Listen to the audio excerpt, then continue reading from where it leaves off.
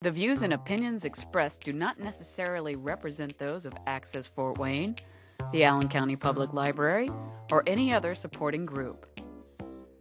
Get involved with Access Fort Wayne and make your own television programming. Call 421-1250 to find out more.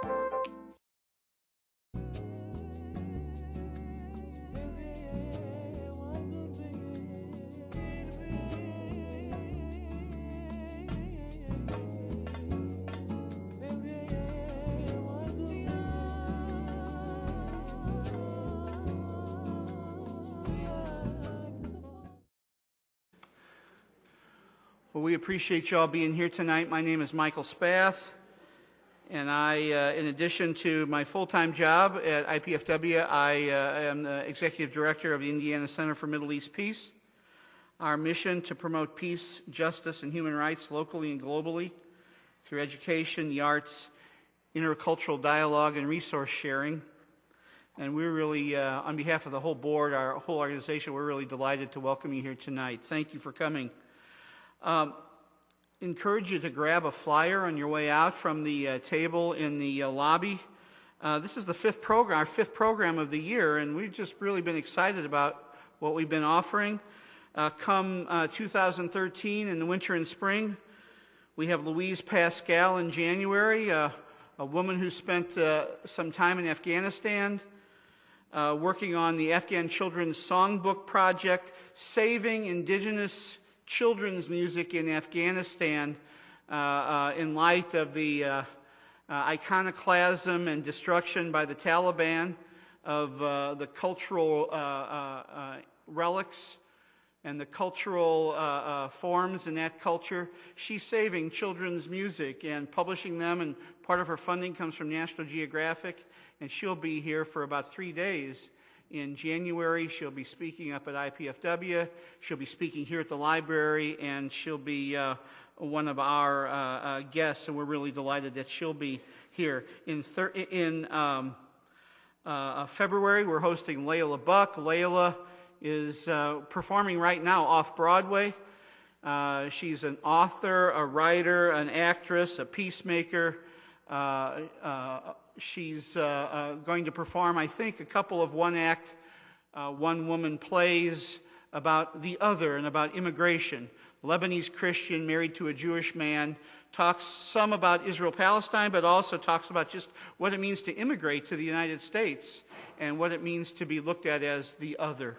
So she'll be with us in February.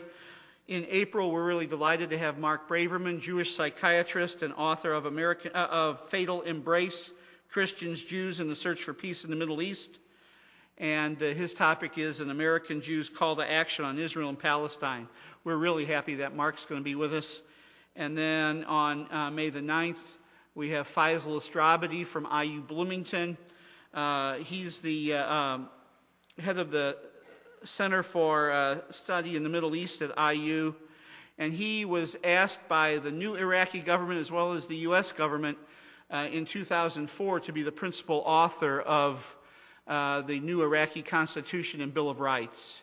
And we're really thrilled that Faisal will be up here with us. So we have a really strong winter and spring, and we're hoping that you'll be able to join us, and you can get the program with all the places and dates and times in the table in the lobby.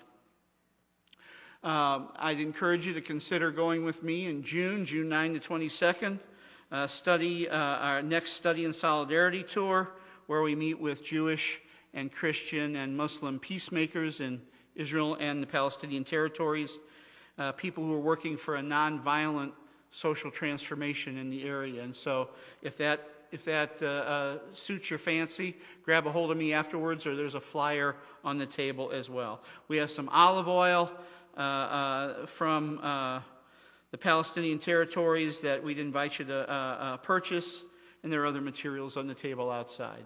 So anyway, and also I guess I'd be remiss to say that we can't do what we do without your support, both being here tonight and also financial support. So if that's something that you're moved to do tonight, we're always open to accepting checks from you to us. So consider supporting us financially. We're really delighted tonight to have two scholars from our area and two of the most popular teachers in our area to talk to us about the recent elections, the Middle East, and you. And Dr. David Wass is Professor Emeritus and Chairman Emeritus of the History Department at Manchester College, now Manchester University. And my colleague at IPFW, Jamie Toole, in the Department of Political Science. And I'm going to ask each one of you to come up here and talk for a few minutes. And then each one of you, and then what we'll do is we'll have you sit back down and we'll take questions and answers. And we're hoping that the majority of our time will be spent with you engaging with our speakers, and that way we make best use of our time together tonight. Okay, well, which one of you won the toss? All righty. Again, folks, thanks for coming out tonight and welcome.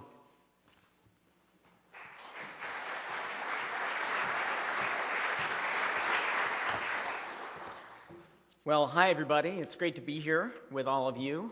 I know the Indiana Center does a lot of great work in the area. I was with you 4 years ago for a panel discussion just like this one, I think. So that was after the first election of Barack Obama, and now we have another opportunity to talk here about the president's second term and the Middle East.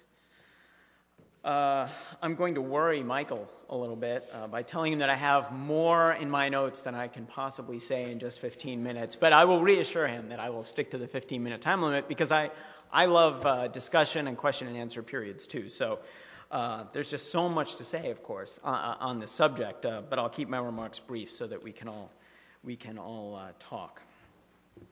I am not a Middle East expert. That's my caveat right up front. I'm not a Middle East expert.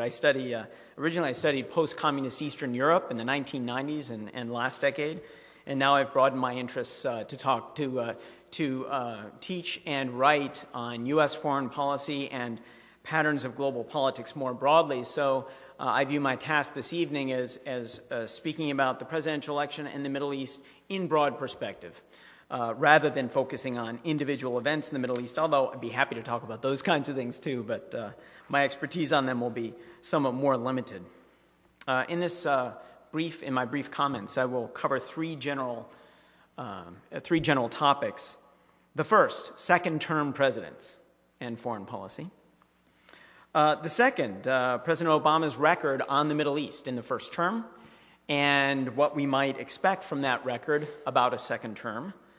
And third, I want to make sure that we talk a bit about the Middle East in broad perspective, in global perspective, how it fits into U.S. priorities and how it fits into broad patterns of global politics. So first, second-term presidents and U.S. foreign policy. As many of you are, of course, are aware, it is at least the intention of re-elected second-term presidents often to achieve some foreign policy success. Now, whether they actually achieve that is also a matter of some considerable debate, but certainly we just about always see second-term presidents turning their view at some point more to foreign policy. Why is this? Well, number one, no need for re-election, no possibility for re-election, so more of a freedom to take on more controversial tasks and more difficult tasks, and foreign policy certainly always presents presidents with a fair share of those. Also, frustration with Congress, and it's not just this Congress, which tends to have an unusually low approval rating, but in general. A president, as so many of you I'm sure know, has a much freer hand when it comes to foreign policy, so the second term allows kind of more freedom to act independently and not be so constrained as the president often feels in a first term.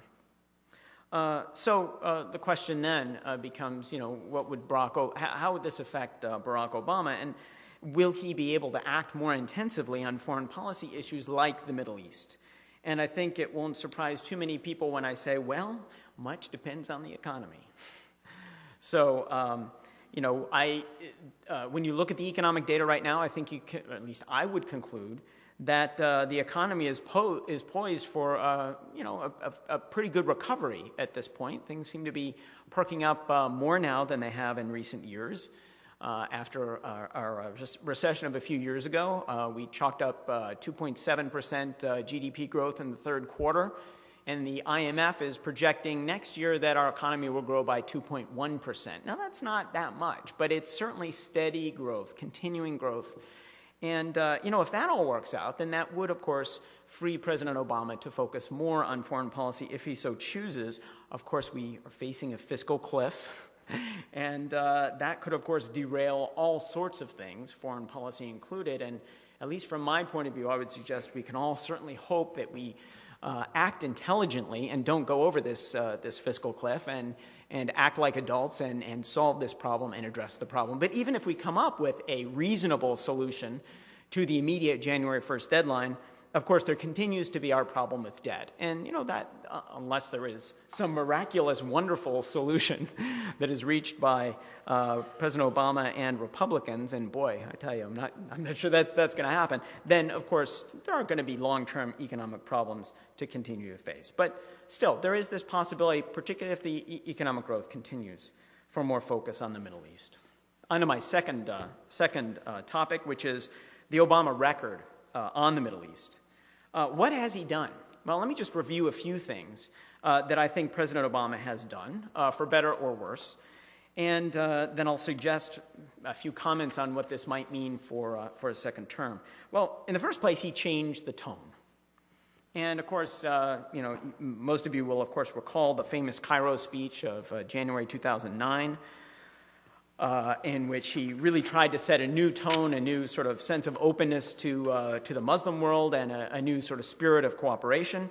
That may seem minimal, but let's remember that this was important, very important at the time, and particularly after 2 terms of the George W. Bush presidency. And so this was a big deal. It was a big change, and it was appreciated by many people, at least at the time. What other things, though, has he done since then? On Iran, let's take a look at Iran and its nuclear program. First, President Obama put the onus on Iran in his Cairo speech by saying, and I quote, "If countries like Iran are willing to unclench their fist, they will find an extended hand from us." And that was a pretty savvy thing, I think, to say, because, again, it put the responsibility on Iran, saying, look, we're open to you if you're open to change. Of course, we saw that Iran was not open to change, and at that point, the deal was more or less off. But it set, I think, in a fairly intelligent path for U.S. foreign policy with Iran. Obama stayed above the fray during the Green Revolution in Iran in the summer of 2009. He was heavily criticized for that. But one thing that I would note there was that many people in the Green Revolution, in the opposition, were pleading with the United States not to overtly and strongly back them, lest they be accused of being stooges of the United States government. So that was a very difficult difficult period. But again, I think the U.S. came out fairly well. And then the current sanctions regime against Iran, certainly imposing humanitarian costs, but certainly in terms of U.S. interests and strategy, has been fairly effective. This is a very tough sanctions regime, and it seems to have brought Iran to the negotiating table, or at least in other words, brought Iran to the point where it is more interested in negotiating. And it will be interesting to see what happens in a second term, and if President Obama is able to sort of translate this kind of pressure into real action. Now, I don't want to get too bogged down in individual cases. That was one example of a case on Iran, and I could go equally deeply into other cases, but then I'd be talking for 35 minutes, and I would blow the whole structure of tonight's session, and not be able to have our conversation. So I won't go through all the other things, all the other individual topics, but let me bring up one or two other things. Certainly on Israel and Palestine deserve a few moments mentioned here.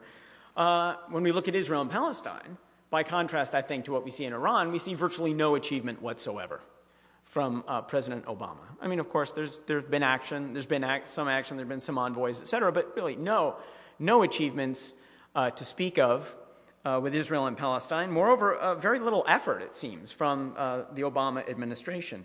Now, again, putting this into broader perspective, this was a fairly tough case. In the first place, Benjamin Netanyahu's been prime minister in Israel for virtually the whole of the Obama presidency, and is quite unwilling to negotiate. Another important factor, of course, is that Palestinians have been divided politically, and it's very hard to reach a peace settlement with a group that is divided among itself. And of course, one of the important jobs that Palestinians have ahead of them and are dealing with now and are fully aware of course, is that until they achieve some degree of unity, there's only going to be so much that is going to be accomplished. Yet there still, despite these obstacles, of course, is a lot that could be done in a second term. And I think maybe the most interesting question concerning the Middle East from a U.S. foreign policy perspective is whether President Obama will make a push on Israel and Palestine in a second term. My guess is that he will, because there's always this very strong temptation among presidents to achieve some foreign policy success in the second term. Moreover, Israel and Palestine, of course, is seen for very good reason as the key to so many other things. And if a president can go down in history trying to crack that nut, it's a very seen as a very worthy thing. And we see, for example, Bill Clinton feverishly trying to accomplish a similar thing toward the end of his second term. Well, let me move on to I'm editing here. I'm self-editing in my notes to make sure that I finish on time. Let's see what else to point out here. On the Arab uprisings, and this is, of course, going to be very general and superficial, but that's what the question and answer period is for, more detailed discussion of this kind of thing. I think what we see when we look at the Obama record is no single clear policy, but this shouldn't be surprising given the immense complexity of what's been happening in the Middle East and North Africa since the beginning of last year. I think the classic way, one of the best ways to think about this from a U.S. foreign policy perspective is that we have a clash between U.S. interests and U.S. ideals. The United States has long had a strong interest in the Middle East in keeping the flow of oil going, not only to us, but to our allies, keeping the global price of oil at a low, reasonable enough level to support the lifestyle we've chosen to live, et cetera, et cetera. And there's that interest that always pulls us toward backing dictatorships and backing regimes that do nasty things to their people. And of course, we still find ourselves having to do this, but then on the other hand, we're balancing this against our ideals. And we're known, rightly in so many respects, as a leader in global human rights and as a leader in democracy. And so, of course, we look increasingly hypocritical the more we hang on to our interests and ignore the ideals. And I think the United States has had to walk a tightrope here in the aftermath of the Arab Spring, trying to balance interests and ideals. And obviously, in some cases, we've leaned one way. In other cases, we've leaned the other. I think one thing that you can say about the Obama administration's approach is that the president has always articulated the importance of the ideas, at least, even if he hasn't always followed them in practical terms. So the U.S. position has been that we back the aspirations of the peoples of the region. And although we haven't always actually done that in practice, we're trying to it seems that we're doing our best to set the proper tone, even if in practice things become much more complicated. Let me say a few things about the Middle East in broad perspective, my third and final subject here. There are two sides to this coin. One says that the Middle East will become somewhat less important to U.S. foreign policy in the coming years, and the other side says that it will remain important. And let me talk about a few of the points on either side and then reach a conclusion of my own. First, reasons to think that the Middle East may become somewhat less important in U.S. foreign policy. Well, the direct impact of Middle East oil has, for a long time, been a lot less than most Americans probably believe. According to the U.S. Energy Information Administration, which is an arm of the U.S. Department of Energy and publishes great statistics on this, in the year 2011, most recent year for which we have full statistics, only 16.4% of our oil imports came from the Persian Gulf. And in fact, it's been many, many years since we've been at all dependent upon oil from the Persian Gulf. So there's this perception that we are very dependent upon Middle Eastern oil, but that's certainly not the fact. And so it could be argued that as people come to realize this, there will be seen to be less need for us to be as deeply engaged in the Middle East. Moreover, and this is probably perhaps the most surprising statistic, dramatic improvements in fossil fuel production technologies such as shale oil, and no matter whether you like these things or not, shale oil in Canada and this kind of thing has dramatically is dramatically changing the patterns of oil production in the world. The International Energy Agency, which is the group of sort of wealthy oil-consuming countries, the IAE, as opposed to the IAEA, which deals with atomic energy, the IEA, has said in its most recent annual report that by 2020, the U.S. will be the world's largest oil producer. And by 2030, we'll be a net oil exporter. We will be self-sufficient in oil. By the way, my apologies to my students who are sitting here, because I've been complaining about this for years, that Americans don't appreciate that we will not be self-sufficient for a very long time. Well, it turns out that these patterns are shifting so quickly that we actually will become, by this estimate, quite self-sufficient in oil, thus making the Middle East somewhat less central to our at least security concerns. And finally, on this idea that the Middle East may become somewhat less important, we have, of course, President Obama's shift to Asia, also known as the pivot to Asia. That announced shift in U.S. foreign and security policy that says we will now devote more resources than we had to our relations with Asia and the Pacific, which of course means somewhat less resources directed to the Middle East and, of course, other parts of the world. And so the more that we pursue this newer foreign policy direction, which of course is a response to the rise of China and to the rise of other Asian economies, somewhat less central will the Middle East be, particularly if we are no longer dependent upon Middle East oil. Now, in the remaining 2 minutes or so, let me just highlight a few points on the other side. One is that we may not need as much Middle East oil, but some of our allies will continue to need oil from the Middle East. South Korea and Japan, for example, are heavily dependent upon Middle East oil, and I looked for a better statistic and couldn't find it, but I found this at least in a press report. I like to go to the original documents, but in a press report, I found some general statistic about our Asian allies, 90% dependent in terms of oil imports on the Persian Gulf. I won't guarantee that, but it's a very high number, I am sure. And so that alone, these oil statistics alone of our allies suggest that we'll continue to have an interest in at least protecting the sea lanes in the Middle East and making sure that our allies are well enough supplied with this essential commodity. Well, I think what I will do is, just leave it there rather than come up to give you my general wrap-up and pass things on to David. But I'd be very happy to talk more about any of these subjects and about broader prospects for U.S. foreign policy and where the Middle East fits into our sort of medium to long-term plans in the question and answer session. So, David.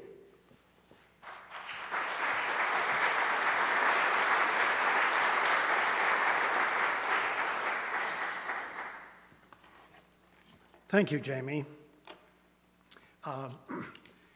You mentioned that maybe Michael would be upset with you about something. He'll be upset with me as well, because I have taken the option, as when you get behind a microphone, you have that option. There's anything we can do about it, to slightly modify the topic.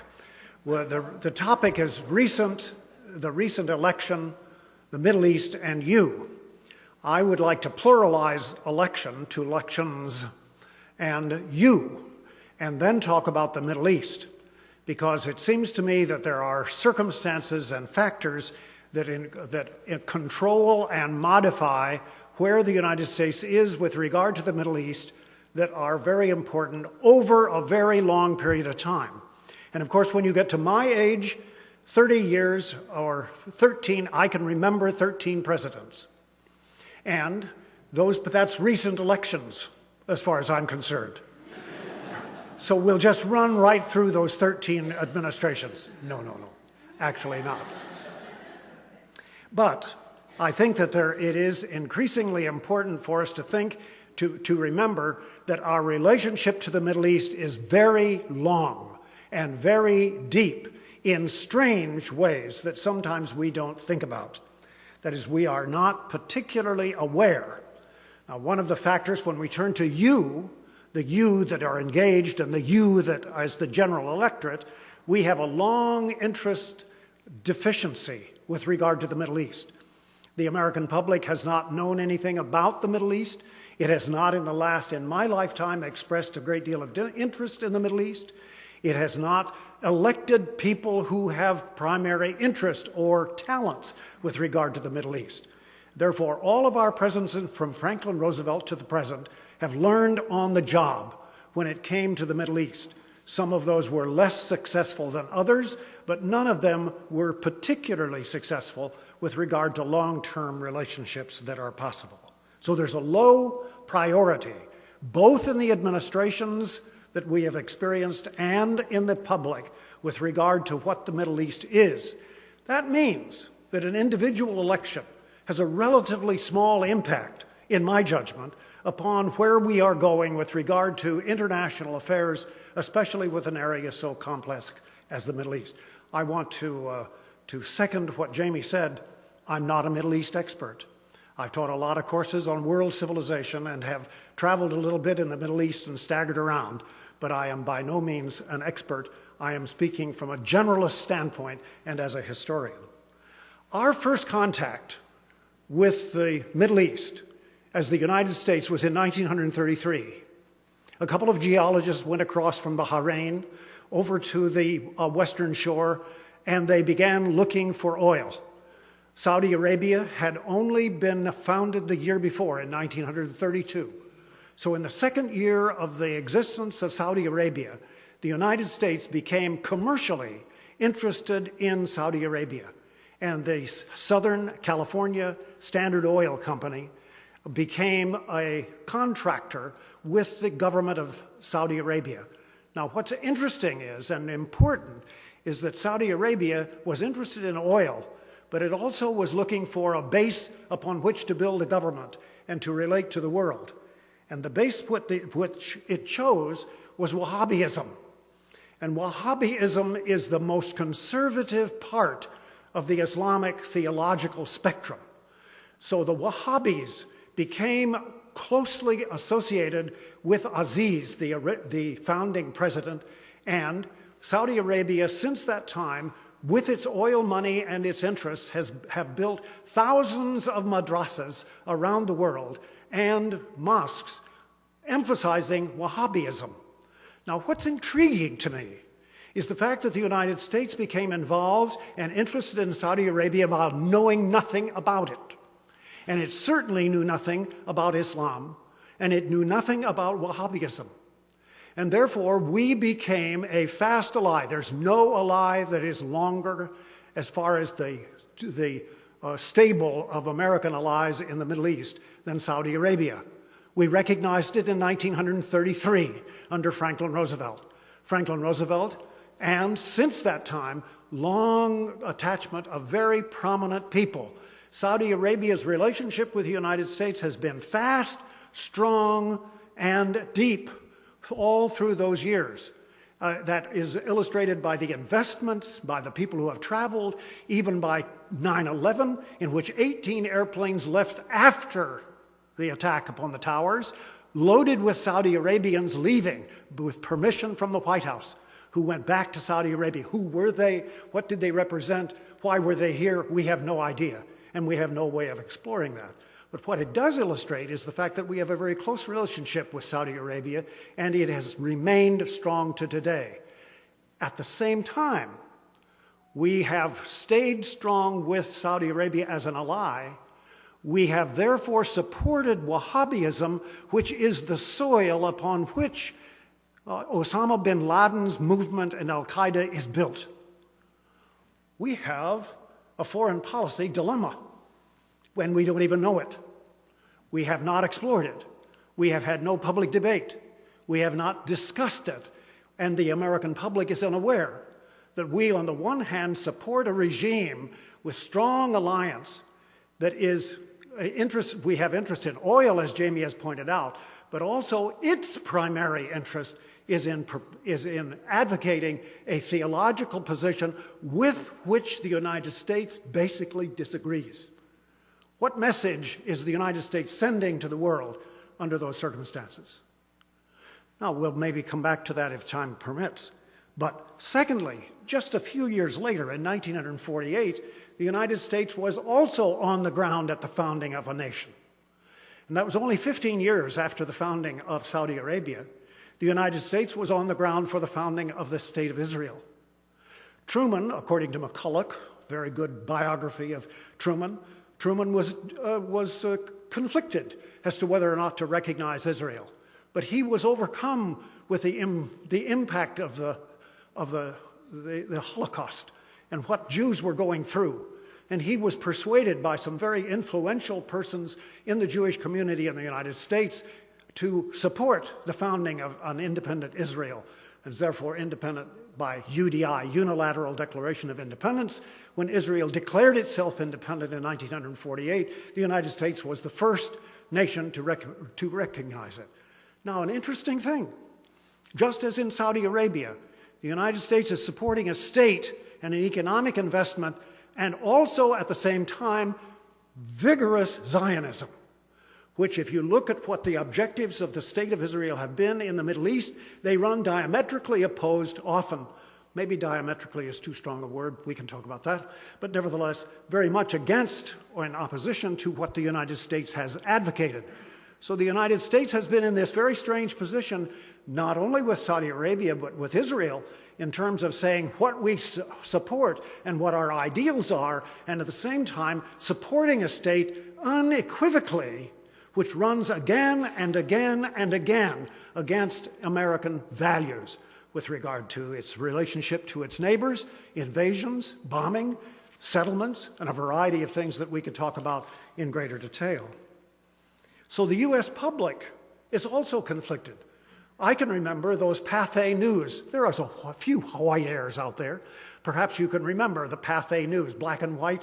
They were kind of jiggly. And one of the things that impressed me as a young person was what the Jews were doing, what the Israelis were doing in the desert. The desert was made to bloom. And I can remember those still, the great advocacy that the United States had with regard to what it was achieving in terms of the kibbutzim, and therefore the achievement in the deserts. Palestinians, absent. Palestinians were not a part of that. We never heard about in that discussion at the national level, nor was the American public particularly aware of that. So the American public moved with regard to Saudi Arabia and Israel into definite foreign policy positions without any information, with very low interest, without following it, and with no national discussion. It was not a part of any presidential election. No candidate advocated one position or another. It's simply something that emerged as time went along. Now, another development, and that's in 1953, when a very good president, one I admire greatly for a variety of positions, Dwight Eisenhower, supported Operation Ajax in 1953. Maybe some of you remember that. Not very many people in the American public remember it, however, because in 1953 he sent Kermit Roosevelt to Iran, and we overthrew the government of Mohammad Mossadegh. Mossadegh was a man who had appeared on the cover of Time magazine. The United Nations had recognized him. He was a Democrat, but he did a very dangerous and unacceptable thing. He moved Parliament as the Prime Minister to nationalize oil in Iran. And what is now the British Petroleum Company, which was Anglo-British Iranian oil at that time, opposed that vigorously. It said that it would not allow the nationalization of oil. So the United States took a very different tack here. Instead of supporting a government, it became an attacker of government. It actually sent the CIA and cooperated with Mossad, the foreign service of Israel, and British M3 or M2. I never can keep straight as to which those are, 1 or 2 or 3. But nevertheless, the British, the Israelis, and the United States overthrew the government of Iran. Do you remember that? Almost no Americans remember that, but all Iranians remember that. You can't talk to an Iranian who does not know 1953 well and the circumstances of September 23 when the Mossadegh was overthrown. and what the American intelligentsia said. Listen to what the New York Times said. A year after the coup, the New York Times, etc., in 1954, it says, quote, "The costly as the dispute over Iranian oil has been to all concerned, the affair may yet to prove worthwhile if lessons are learned from it. Underdeveloped countries with rich resources now have an object lesson of the heavy price that must be paid by one of their members which goes berserk with fanatical nationalism. It is perhaps too much to hope that Iran's experience will prevent the rise of future Mossadeqs in other countries, but that experience may at least strengthen the hands of more reasonable and more far-seeing leaders." In 1953, we didn't like former colonial areas who were obstreperous enough to nationalize their resources. This was the middle of the McCarthy period. This was a period in which the British Empire was collapsing. And the colonialists needed, colonial powers or colonial peoples needed to stay in line. And that was the New York Times. The intelligentsia of the United States was an official position, but the United States government was the instrument for overthrowing that government. Now, there's an irony. And that irony is that words at that time begin to enter our vocabulary in the United States. Words like terrorists and radical and communist, and then those are all jumbled together in the American mind in one pot, just as they are today. If you watch certain cable networks, then they are just jumbled and pulled out like pieces of paper out of a bowl. So that Nazism and communism and socialism are all tied together, and they are all related to Islamists, and they are all related to those who would threaten the United States government. That's the beginning in the McCarthy period of a mindset in the American body politic of not really trusting the desires of those people who had been colonial, those people who were supposed to stay, as the New York Times, in their place. They were supposed to learn lessons as to how to stay, where to be. And what the United States then, in the middle 1950s, continued then to establish was interest in what we'd call stability, the status quo, economic interest. And when somebody says what American economic interests are, they're almost always in stability, in interest in status quo. They are interested in economic advantage. That was true in 1953, and it was true in 2012. So there's been very little change under those circumstances. But if we widen that to, if you were a resident of the Middle East and you were looking at the United States, and there is a rule for a historian, and that rule is try to get into somebody else's shoes. The first rule that is really will open you to understanding another culture or another view of the world is to try very hard to get in the shoes of another person and try to see what they see. If you were an Iranian or an Iraqi or a Palestinian in this day, what message would you receive from the United States? Would it be the message that we are supporting Wahhabism, or that we are supporting economic stability, or that we are supporting a state of Israel which has inflicted terrible pain upon the people that it occupies, over which it has responsibility, or its neighbors, all of whom it has invaded or bombed at one time or another? So, where do you make your compromise with regard to a candidate? Is it possible for candidates in the American body politic to actually make a statement in terms of foreign policy? Is it all the presidents of the United States, all 14, now all 12, because Franklin Roosevelt didn't know anything about that, but from Truman on, they have made statements with regard to containing, restraining Israel. And certainly as soon as the settlements began after 1956, in the 56 war, the Six-Day War.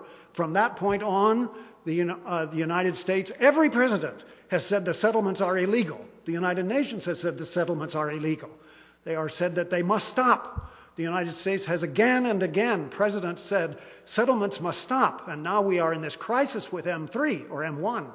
The fact that that Israel is flaunting in the face of the United States the fact that it can build settlements without constraint, and the United States can do nothing about it. Now, what should the circumstance be? My time is gone. But you are the key. You are the only ones who can change it. We received a little letter from a student in our early learning center just today, thanking for a contribution. And the letter ended saying, you have to be the change you want. A little kid writing in a little scrawly hand.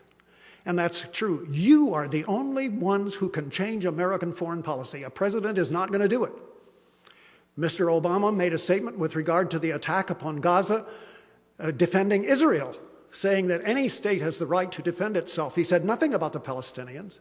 And I don't know whether he knows anything about the Palestinians. I don't want to be super critical of Mr. Obama, but he's learning on the job, just like all the 12 presidents preceding him have learned on the job with regard to the Middle East. So you have a job. What are you going to do about it? What are you going to do with regard to letters to the editor, with regard to contacting your representatives, with regard to modifying the construction of the legislature of the United States, which is responsible really for the funding, etc. Now, I'd love to talk a little bit about Israel and Egypt, but I think I will stop because there is a certain man coming up the stairs who is pushing me off to the side. Thank you.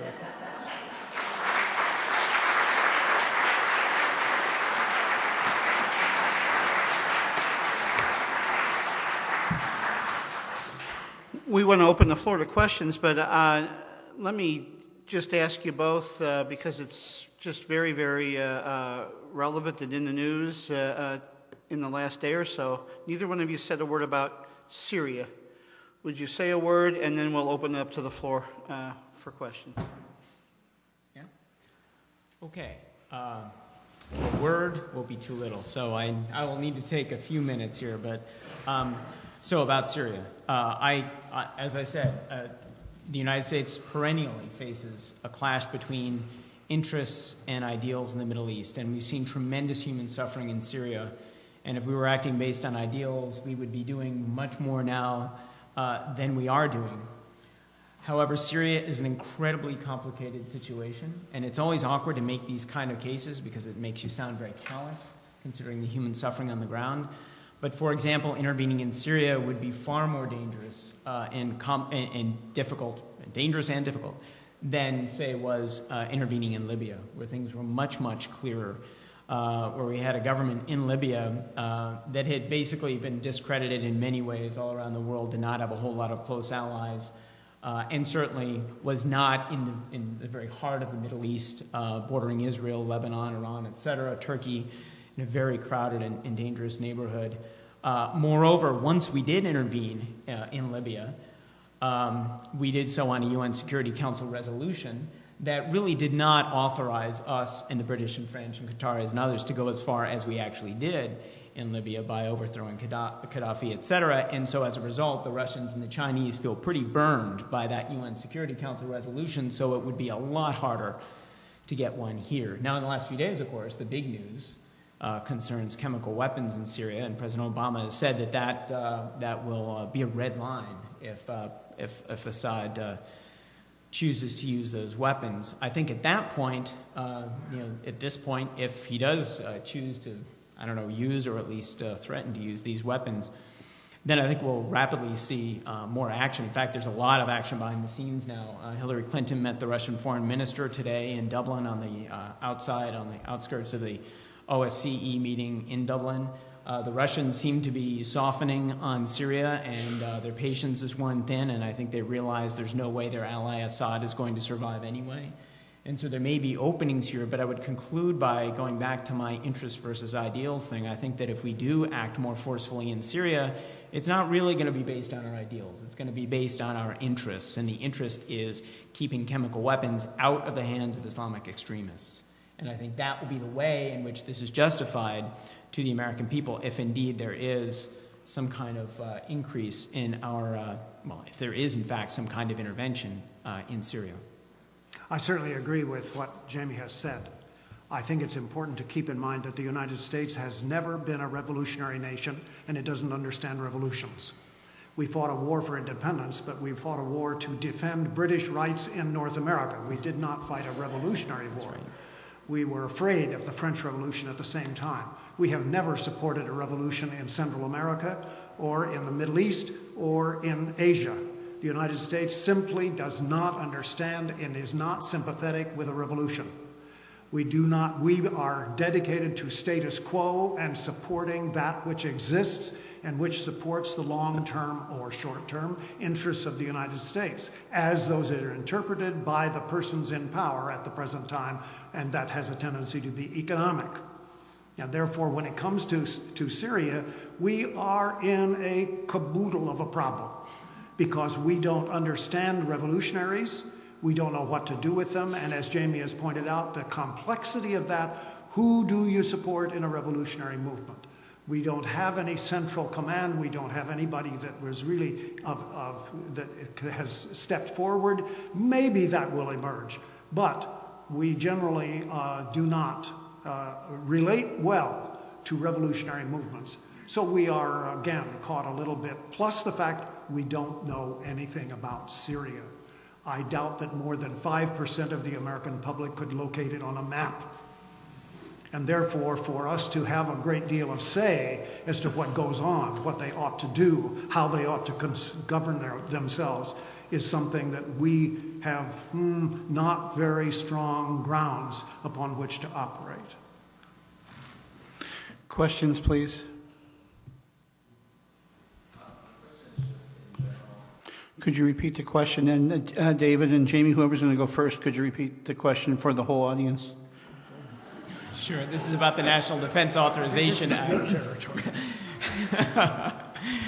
And the question was not entirely, I know what my answer is, but I'm not entirely sure. No, I think you're talking about the implications of this and also, why this kind of thing has come about.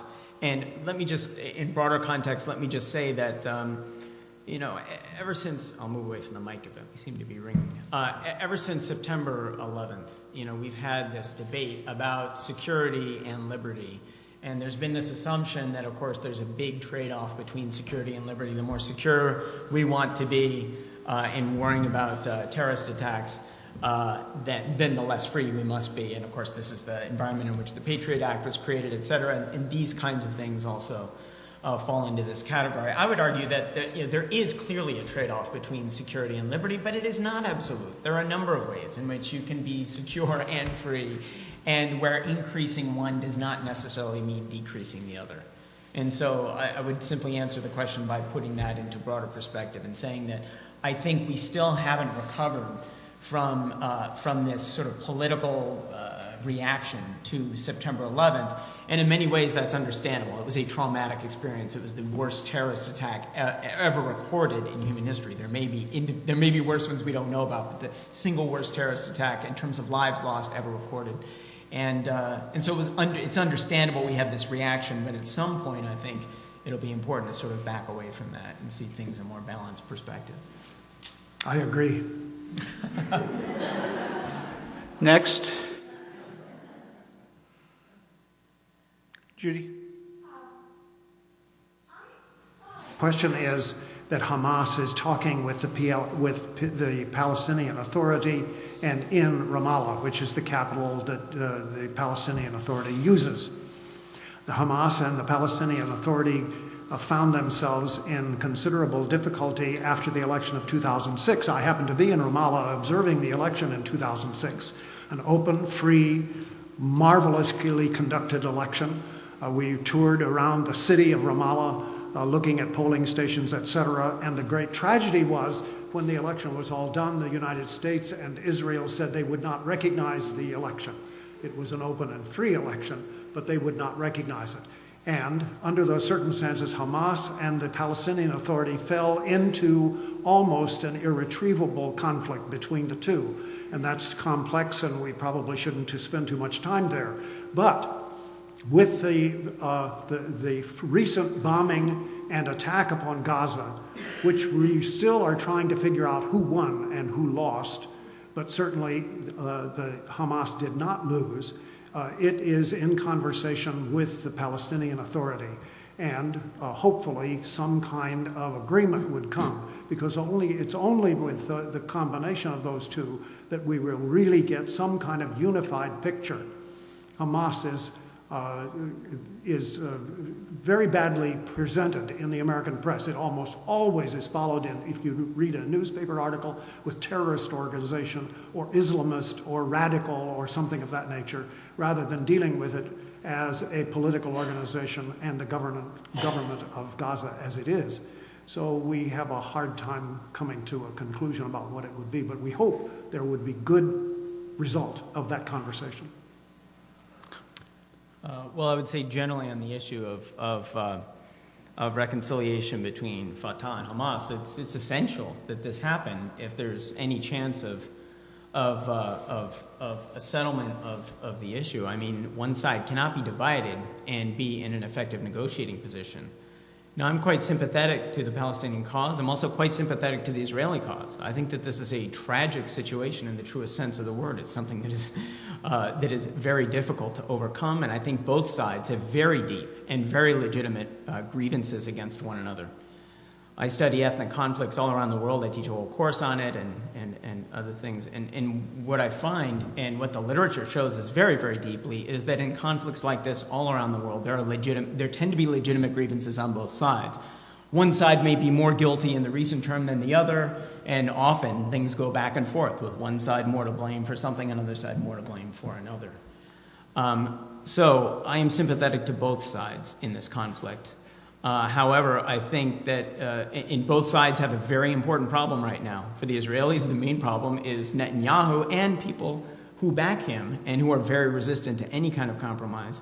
And I think one of the main problems among Palestinians is this division. And, and to some degree, it's, I think, easy to sympathize with outside actors such as the United States, who throw up their hands in frustration and say, look, there is only so much we can do when we have a hardline prime minister on the one hand, and on the other hand, a group that cannot unify. And there simply won't be any management of this solution until some of this changes.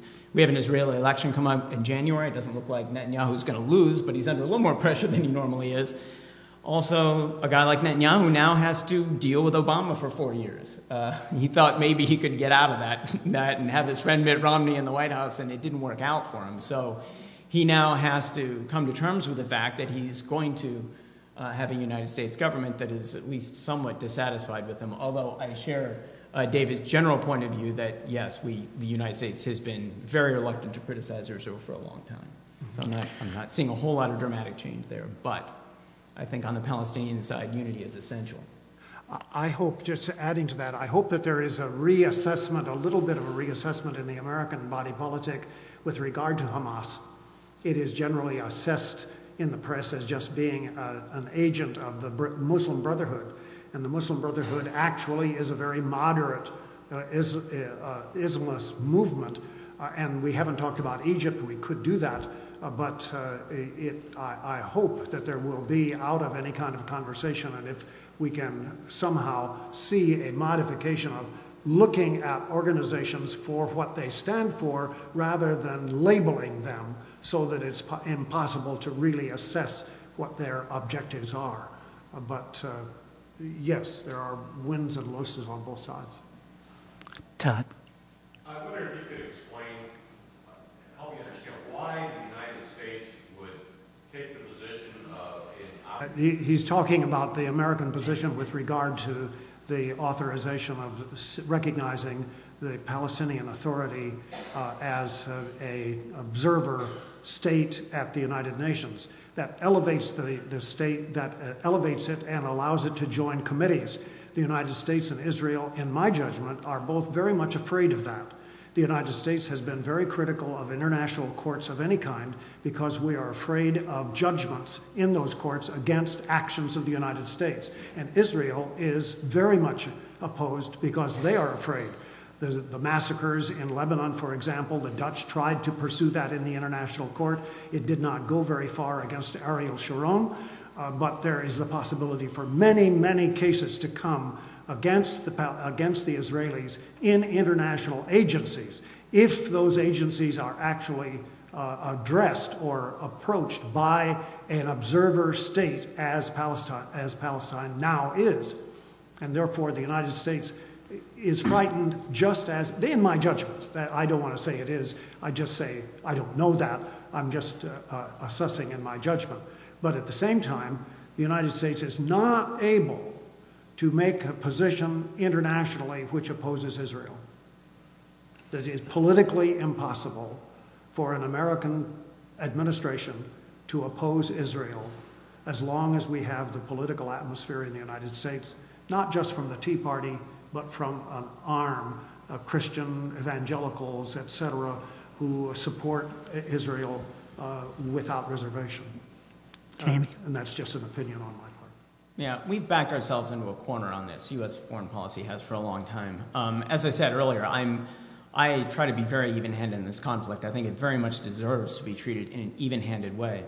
That being said, I think we have leaned far too much in favor of Israel for many years because we just have not taken that kind of even-handed approach. We're getting to the point where we just don't even want to criticize anything that Israel does. And I think that's not right. I mean, Israel is an ally, and I'm very glad that Israel is an ally. However, being friends with someone often means telling hard truths and not accepting everything that the friend does. I think it would have been smart for us to back this year's Palestinian move at the United Nations. I also find it immensely frustrating that we don't do more to stop settlement building. I think that's outrageous. It's a direct affront to any attempt at a peace process. I would like to think that a second-term President Obama would be willing to sort of change the course here a bit, but I very much agree with David that this is a long-term pattern deeply rooted in American ignorance of the issue and really not much interest in the issue except among some highly motivated minority. Small members of the American body politic. So I'm not tremendously optimistic, but this is a place where he really could make, I don't want to say make history, that's a little too dramatic, but make real change, and that would be to start to, really try to be more even-handed in the management of this conflict. I think it's interesting that European powers are carrying the water for the United States on E1. And therefore, they are supporting American values more than Americans are under those circumstances. Because Britain and France and Germany all are making very strong statements. So Israel may be pushed into a corner even though the United States does not publicly make a statement. Somebody else? The United States gives assistance to Israel in substantial quantities, and that the questioner suggested that that is used to persecute Palestinians. How that money is used exactly is probably not for us to actually determine. It's hard to tell what that is. But when Jimmy Carter brought Egypt into the scene in 1977 at the Camp David Accords, he introduced the idea of balancing. He was interested in balance. He wasn't interested in the justice of Palestinians. At that time, he has expressed that kind of interest after he was out of the presidency, but at that time, he wanted balance. Therefore, he wanted to give substantial military aid to Egypt and substantial military aid to Israel in order to establish them as faux, F-A-U-X, friends of each other, so that there would be, in his mind, some kind of quid pro quo in terms of their relationship, since they had just fought a war. And therefore, military aid is there. It would be, in my judgment, absolutely impossible for the Congress of the United States to cut aid to Israel at the present time. I don't think there would be the interest there. I don't think there would be the political will. And that would be very difficult for an administration to support.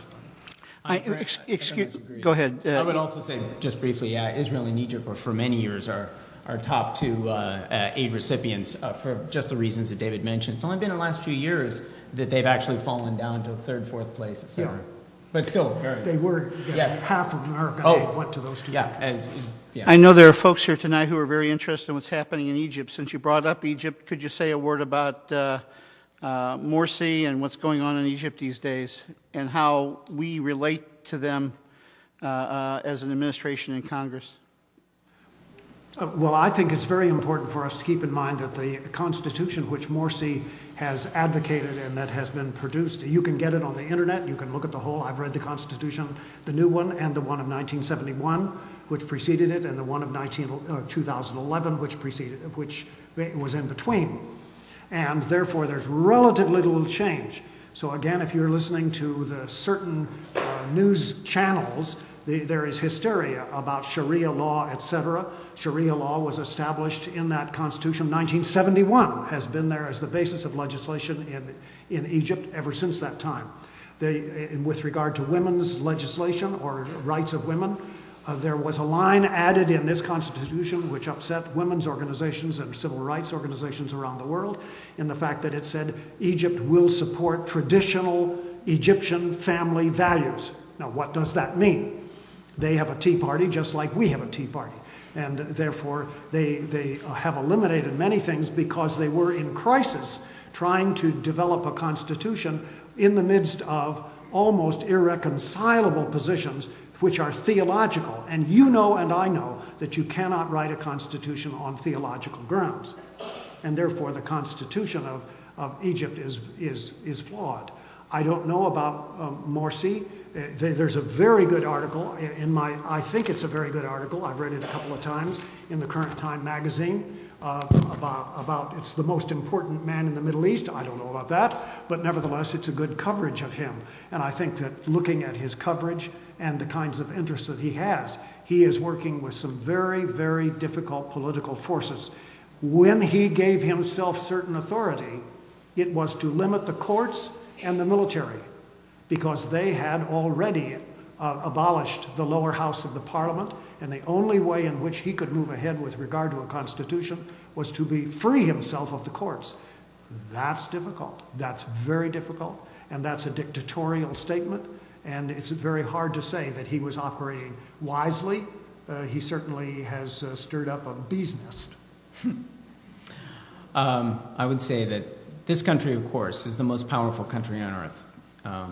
At the same time, there's a limit to how much we can affect conditions inside other countries. And I think it's very important for us to recognize this. And I think this has been a core assumption behind President Obama's policy toward the Arab Spring, which, as I said earlier, has been very complicated, somewhat confused in some ways, but perhaps the best that you can achieve. So I think the president has made very clear that there is only so much we can do to change internal domestic politics within Egypt. I think one thing that we have learned is that when elections are held, we have to learn to live with the results. And we have to learn to get along with people who win those elections. We cannot be proposing democracy and human rights around the world and then complain when elections don't go our way. Same holds for the 2006 elections in the Palestinian territories as well. So at the same time, what that means is that people are going to be elected with whom we disagree, with whom we have sometimes very deep disagreements. I have not looked into the Constitution as deeply as David has, and that's very interesting what he was telling us about. So I can't say too much specifically about this, except I am concerned anytime a president sort of unilaterally seizes powers, et cetera. But I also fully appreciate the dangers that he faced, and it'll be very interesting to see how this progresses. Did he do this in order to really consolidate his hold on power, or did he do this legitimately to protect the interests of the revolution? And if it is the latter, then further questions we need to ask further questions too, which is, will this Constitution actually end up protecting the rights of minorities, of women, et cetera, et cetera? Interestingly, just yesterday, Reuters said that the Supreme Court is divided, and that some of the court will support the referendum, and the court is the one that supervises such elections, and therefore the court is necessary. Lawyers are by their very nature conservative, generally speaking. I guess that's a too broad a statement, but nevertheless, they were appointed by Mubarak and they represent a position which are very important, I think. But if the Supreme Court divides and some of them support the referendum, then we will see a very different picture with regard to support. You can't really tell who supports who by 10,000 people in Tahrir Square. If you've been in Tahrir Square, you know it's a nice little contained place where you can kind of go and shout and the voices come back to you, and it's a wonderful place to protest, but you can't estimate what's going on in Egypt by what goes on there.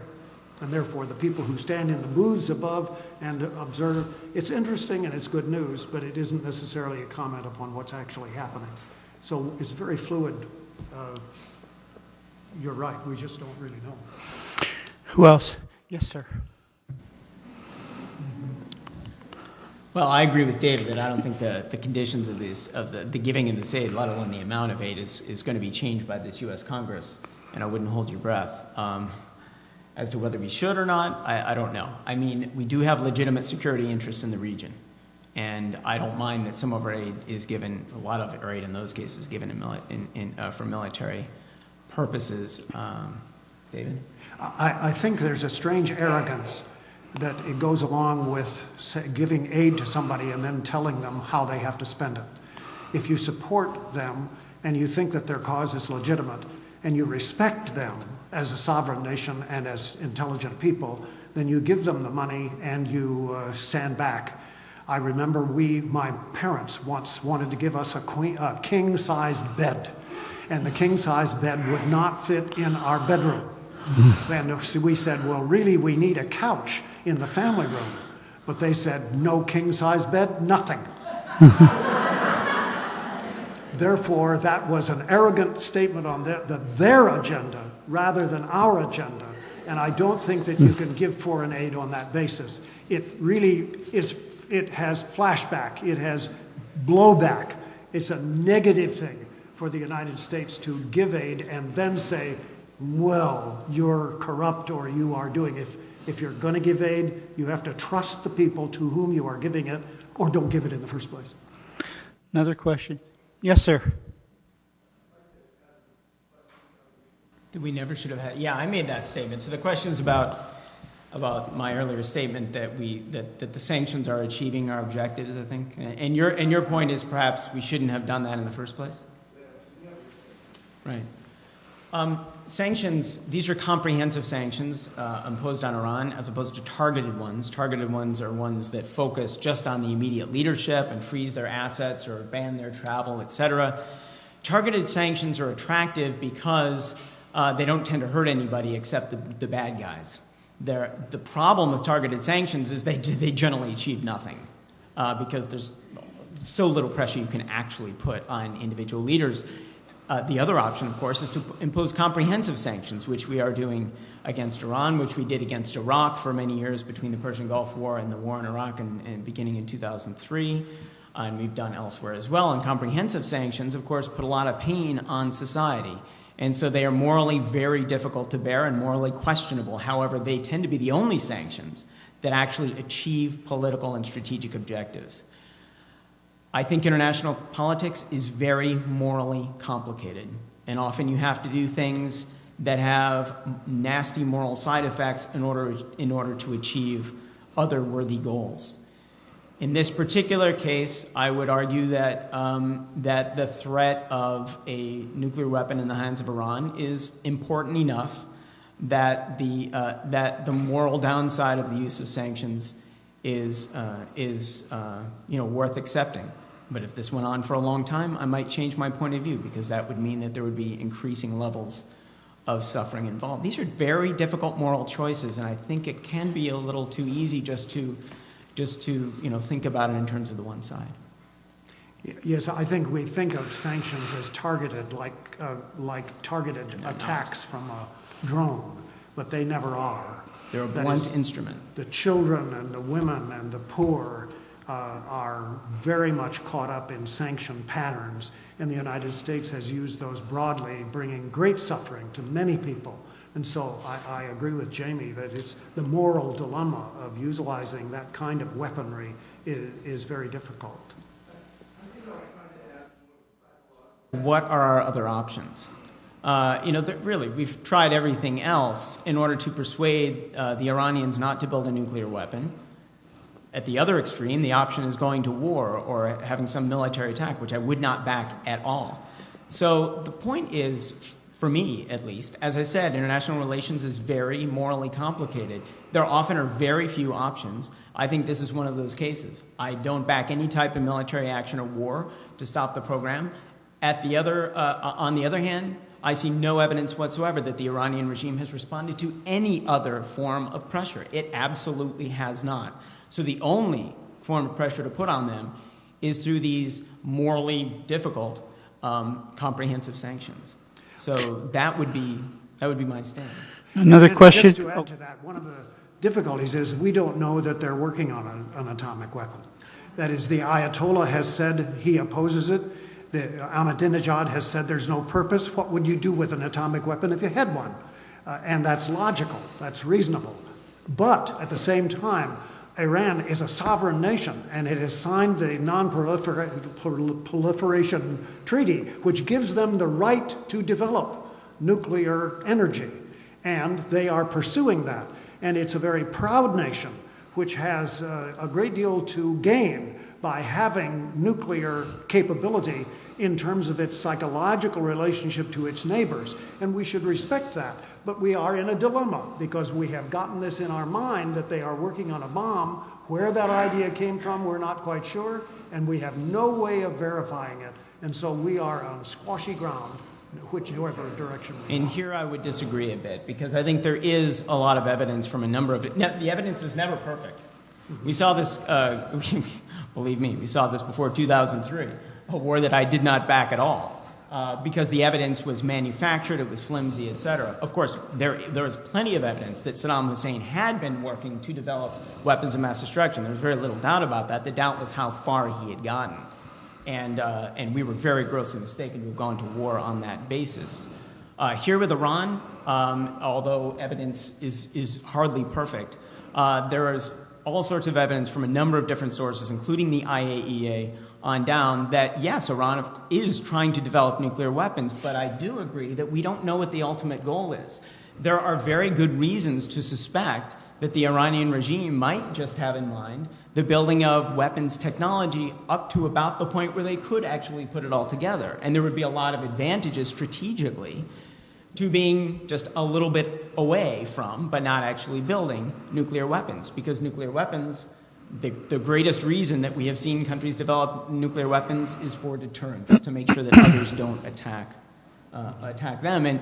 And I also agree with David that there are good psychological reasons for Iran to be working on these weapons. I'm not sure you said that. I don't want to put words in your mouth, but remember that Iran has spent 10 years with U.S. forces, large numbers of U.S. forces, fighting in countries bordering it to the east and west. So Iran has very good reason to be insecure and to want to bolster its deterrent capabilities. And you have to keep in mind that one of the most powerful nuclear nations in the world is Israel.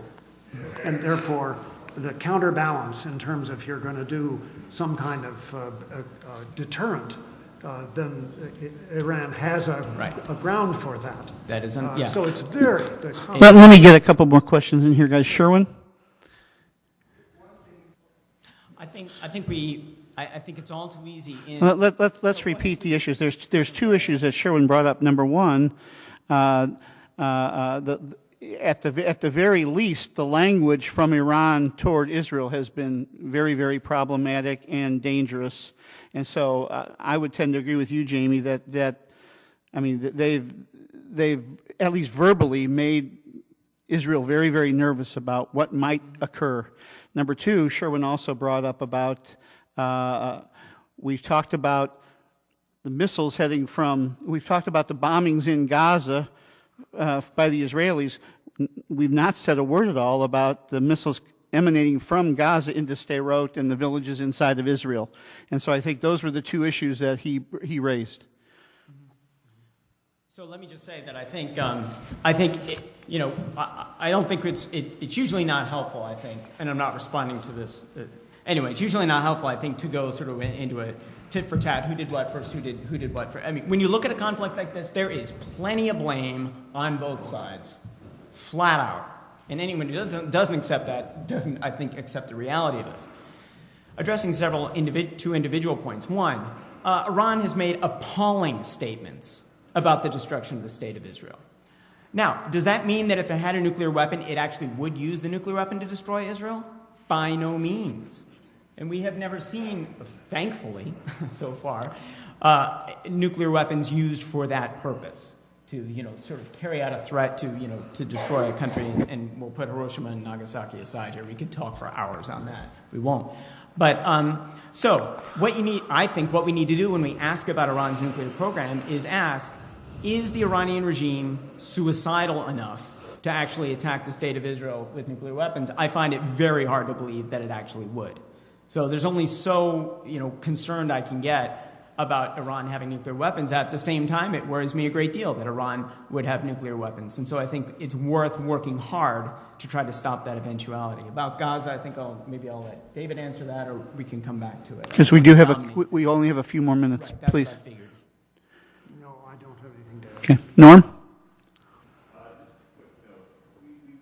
Question was about Iran's clients, Hamas. Hezbollah, Hamas is changing very quickly now and moving away from Iran in very important ways. But yes, your point is very valid. I think Israel's concern is not necessarily about missiles coming through the air. It's about nuclear weapons or other weapons of mass destruction, visited upon Israel, or even non-nuclear weapons of mass destruction used against it by Hezbollah and others. And I think that's quite a legitimate fear. It's a fear founded very much in the historical record. Yeah, we throw those terms around so easily in the press that we get confused. Yeah. Hamas is a Sunni organization related to the Muslim Brotherhood, which has really, I don't think it can be demonstrated, has ever received assistance from Iran. That is, Iran has certainly supported it philosophically. But remember, Hamas and Hezbollah both are resistance organizations. One was founded in 1982 after the Israeli invasion of Lebanon. That's Hezbollah, to fight off Israel. And Hamas was organized in 1969 after the Six-Day War in order to resist the occupation of Israel. They are both resistance organizations, and that again gives them a dimension in terms of how they are resistant. I'm not defending either one of those organizations, but what is important to mind is that we throw them in a bucket and then we just twist all those names around and we just assume that they're all very bad people and we don't make distinction. It's very important if we're going to make a witness to the nation, to the world, and be intelligent about it. It seems to me that we have to definitively identify what actually is. And when we make broad generalizations, such as we have a tendency to do, we confuse ourselves and we confuse the issue and we weaken our cause. We do have a cause. We do have a legitimate concern about Iran, but we don't achieve much by broad generalizing swats in the face that we have a tendency to do. Yeah. I would say, again, this comes back to the moral complexity of all this. These groups are multiple things. They are resistance organizations. They also are effectively local governments in the territory, Hezbollah and Hamas, both, running effective government, essentially quasi-governmental services, etc. They also, to put it plain, are terrorist groups. They are all of those things. And Hamas is also a democratically elected government, or at least part of one. They are all, and the thing is, they are not just terrorist groups, but they are terrorist groups. Terrorism is the use or threat of violence to achieve a political end that targets civilians, and they do this. But here is the key, and I think this comes to the moral complexity of this. They are not only terrorist organizations, they are also other things, and we need to respect that they are also other things and figure out, is there a way to work with that kind of organization in a way that achieves some kind of responsible peace? The IRA, the Irish Republican Army, renounced terrorism. The PLO renounced terrorism. If you don't deal with people who use unacceptable means, then you're not going to be achieving peace. You have to be willing to talk to lots of different types of actors. So by calling them terrorist organizations only, we throw out any possibility of working with them. on the other hand, sometimes we can downplay their crimes enough that we just get frustrated and say, why doesn't the U.S. become friendlier with them? Well, there are some good reasons why we haven't been. And I would like to see us all be more sophisticated about how we look at these groups and at the state of Israel, which has done some very bad things and some very good things, and just be more realistic about how groups act and states act and about how they possibly can change. Friends, it's 8:30. I'm going to call our conversation to a close. It's 8:30 tonight, and we want to say thank you to David and Jamie for piquing our interest and curiosity, and thank you for your insights.